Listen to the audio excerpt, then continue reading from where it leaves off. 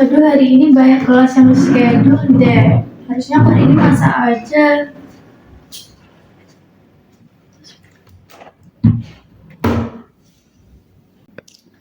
Masa nanti aja dulu deh, mending ngerjain tugas dulu. Yang tugasku banyak sekali nih.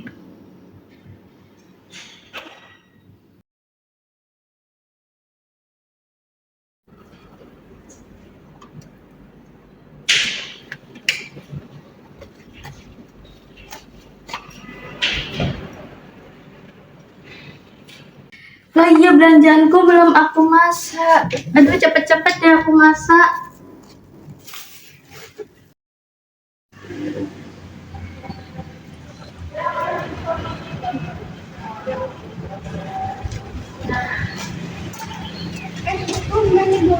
Apa tuh? Oncom.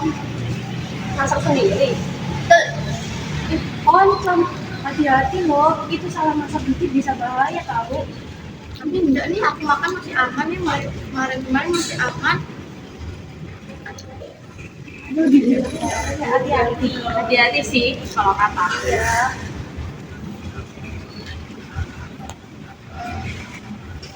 Ya. Kita sih mau banyak. Iya kan, kayak susah banget. Mana di bulan Maret? Pasti kayak lainnya dulu nggak tahu dia udah berapa. Aduh, perutku kok sakit ya, sama pusing ya. Kayak pengen makan gitu loh. Kenapa? Kok tiba-tiba ini? Nah, gimana teman-teman? Udah lihat contoh kasus tadi kan? Yaitu tentang seorang perempuan yang bernama Hana yang menderita keracunan oncom.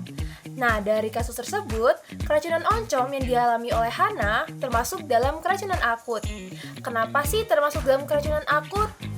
Hal itu karena hanya efek keracunan yang memiliki efek instan setelah paparan dan juga tidak membutuhkan lebih dari 1 kali paparan oleh zat toksik tersebut. Lalu, apa sih penyebabnya? Pada kasus keracunan oncom yang dirasakan oleh Hana, ini memiliki penyebab alami, yaitu mikroorganisme yang mengkontaminasinya, seperti bakteri Escherichia coli, Salmonella, Clostridium, dan juga Pseudomonas. Jadi, hal ini bisa terjadi karena mungkin proses pembuatan yang tidak higienis maupun oncom yang tidak segera dimasak setelah dibeli. Sehingga kapang Aspergillus flavus yang terdapat pada oncom ini berkembang dan menghasilkan aflatoksin yang bersifat karsinogenik dan hepatotoksik. Lalu, apa sih efek keracunan oncom? Nah, untuk kasus keracunan oncom sendiri dapat menyebabkan penderita itu mual, muntah, diare, demam, dan juga nyeri perut. Dan untuk yang lebih parahnya lagi, penderita bisa tak sadarkan diri. Lalu, bagaimana jika ada orang yang keracunan oncom? Nah, kita dapat melakukan pertolongan pertama, seperti yang pertama, kita berusaha untuk mengeluarkan isi perut dari penderita. Lalu, kita dapat memberi minum larutan oralit jika penderita terasa lemas. Dan jika pertolongan pertama tersebut tidak membuahkan hasil ataupun penderita ini tidak sadarkan diri, maka kita harus segera menghubungi fasilitas kesehatan dan mengantar penderita tersebut ke fasilitas kesehatan untuk tindakan yang lebih lanjut. Lalu, apakah kita tidak boleh memakan oncom? Dan apakah jika memakan oncom itu pasti keracunan? Tidak ya teman-teman. Di sini ada beberapa langkah untuk mencegah dan menghindari keracunan oncom. Seperti yang pertama, segera memasak oncom setelah dibeli. Lalu, yang kedua, jika membeli oncom, kita harus memeriksanya terlebih dahulu.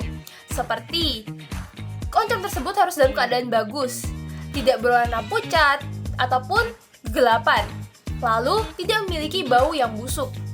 Dan jika oncom tersebut mengalami perubahan bentuk, perubahan bau, perubahan warna, maka oncom tersebut jangan dikonsumsi dan lebih baik segera dibuang untuk menghindari terjadinya keracunan oncom. Sekian video dari kelompok kami tentang keracunan oncom. Sekian video dari kelompok kami. Terima kasih atas perhatiannya dan teman-teman yang sudah menonton. Sampai jumpa di video selanjutnya.